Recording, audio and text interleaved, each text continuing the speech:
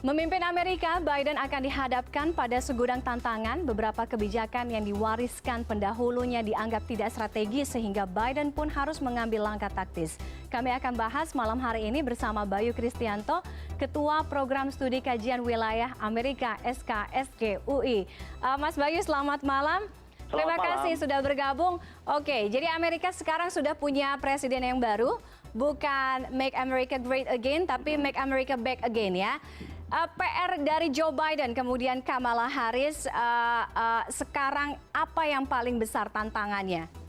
Ya, baik. Tantangan paling besar menurut saya adalah menyatukan Amerika. Itu seperti yang disebut oleh Joe Biden dalam pidatonya ya, pidatonya ketika hari inaugurasi itu. Ya, ini PR yang sangat besar, PR sangat besar. Kita lihat Amerika itu rusuh semenjak Black Lives Matter ketika George Floyd dibunuh oleh polisi kulit putih. Kemudian beberapa hari yang lalu kita melihat kerusuhan di Capitol ya. Nah, itu satu PR yang sangat besar sekali. Bagaimana menyatukan Amerika di tengah faksi-faksi yang berbeda, di tengah apa yang disebut sebagai domestic terrorism. Menurut saya itu tantangan paling besar saat ini dan orang mungkin ragu apakah dia bisa. Okay. Ya, tapi itu ada kepercayaan ya. Saya merasa ada kepercayaan bahwa dia akan mampu melakukan itu. Oke.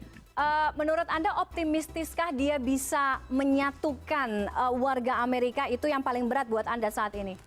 Betul, betul. Saya pikir kita ada semacam merasa percaya diri pada presiden ini. Meskipun tidak bisa kita percaya sepenuhnya bahwa dia akan bisa menyelesaikan semua masalah dengan seketika ya. Tetapi paling tidak dia sudah punya komitmen. Dia sudah punya komitmen, dia sudah punya motivasi untuk menangkal semua masalah itu gitu ya. Dan kita melihat keperpihakan dia berpihak kepada orang-orang justru yang dipinggirkan. Dia berpihak kepada gerakan Black Lives Matter. Dia berpihak kepada perempuan. Dia berpihak kepada kaum-kaum yang terpinggirkan mungkin secara ekonomi. Nah, itu kita melihat komitmen yang buat menurut saya itu perlu kita percayai. Meskipun dengan sedikit grain of salt ya. Karena tentu saja dia adalah seorang politisi. Oke, banyak pemimpin-pemimpin negara yang menyambut hangat ya terpilihnya Joe Biden sebagai Presiden Amerika Serikat. Apa yang menurut Anda keuntungan dari Joe Biden saat ini, khususnya bagi mitra-mitra strategis, let's say seperti kita misalnya contohnya Indonesia, bagaimana kebijakan-kebijakan politik luar negeri yang akan dia ambil? Kita tahu bahwa mungkin dia lebih internasionalis dibandingkan dengan Donald Trump sebelumnya yang sangat punya border sebegitu tinggi kan terhadap negara-negara lain. Ya, baik. Jadi menurut saya memang ini satu komitmen sangat positif termasuk untuk Indonesia bahwa dia adalah seorang internasionalis ya. Dia yang tadi sudah disebutkan bahwa dia sudah akan mengajak Amerika, akan membuat Amerika bergabung kembali dengan perjanjian-perjanjian yang sebelumnya yang dibuat keluar dari Amerika keluar dibuat oleh Trump, dia akan bergabung kembali. Dan dengan paham internasionalisme ini, saya optimis ya negara-negara seperti Indonesia itu kembali bisa bekerjasama dengan Amerika Serikat.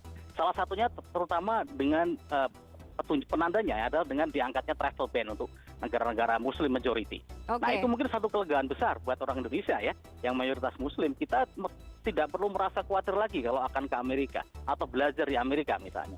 Oke, dengan mencabut Muslim travel ban, Mas Bayu, apakah ini juga menjadi semacam kisi-kisi kita melihat bagaimana kebijakan politik luar negeri Biden dan juga Harris ke depannya? Kita tahu bahwa Biden ini cukup berusaha keras untuk mengambil hati pemilih Muslim ketika election kemarin. Bahkan kalau saya tidak salah di salah satu debatnya dia sempat berucap insya Allah pada saat itu, ya kan? Apakah ini juga kisi-kisi kebijakan politik luar negeri Biden? Ya, menurut saya seperti itu. Jadi saya melihat ini suatu pertanda positif ya. Fakta bahwa ketika diwawancara dia bisa mengutip ayat-ayat dari Al-Quran, menurut saya itu sangat positif. Terutama dari seorang sosok figur seorang Katolik ya.